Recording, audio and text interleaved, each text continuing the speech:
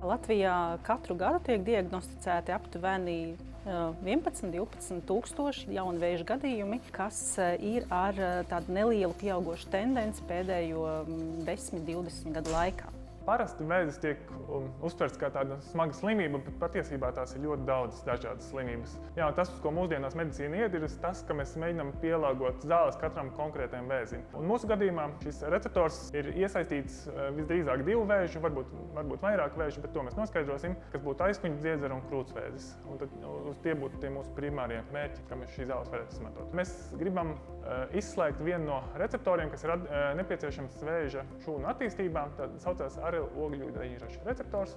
Šis vēža šūnu proteīns ir tas, kurš bloķē mūsu imunosistēmu un neļauj tai cīnīties ar vēža šūnām. Ja mēs izslēdzam šo proteīnu, mēs ļaujam mūsu imūnai sistēmai cīnīties ar vēzi. Principā, mēs ļaujam mūsu organismam pašam tikt galā ar vēzi. Audzējs veidojās pakāpeniski, tas neizveidojās vienas dienas laikā.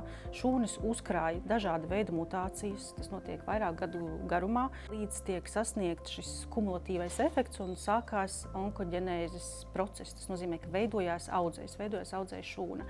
Un tad, kad audzēja šūna jau ir iegūst savu ļaundabīgo potenciālu, tā spēj migrēt, tā spēj veidot savu asinsvadu tīklu, lai uzņemtu skābekli, kā arī šūnām piemīt spēja izvairīties no cilvēka, no organisma imūnsistēmas. Tad viņām rodās šī spēja pazust, un mūsu pašu imūnšūnas vairs neredz šo audzēju, tāpēc šī reakcija, imūnsistēmas aizsarga reakcija vairs uz audzēju nedarbojās. Šo zāļu vielu molekulu, ko mēs šobrīd mēģinām attīstīt, mēs atklājām aptuveni pirms 3 gadiem.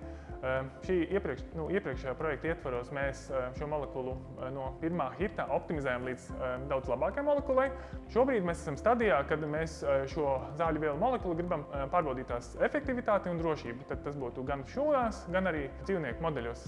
Paskatīties, vai šī molekula spēj tiešām izārstēt vēzi. Jaunie klīniskie pētījumi, kas šobrīd pasaulē arī notiek, un arī kas ir līdzīgs arī šis preklīniskais pētījums par vielām, kas spēj inhibēt, ja bloķēt AHR receptoru. Un šis AHR receptors ir tieši tas, kurš atbild par to, ka audzēja šūnu neredz mūsu imūnsistēmas šūnas. Līdz ar to, ja šī jaunā viela ir efektīva, tā efektīvi nobloķē tieši šīs audzēja receptorus, kas tiek ekspresēti par daudz. Cilvēka imūnsistēma šo audzēju spēj atpazīt, uzbrukt šīm šūnām un arī nogalināt audzēju šūnas.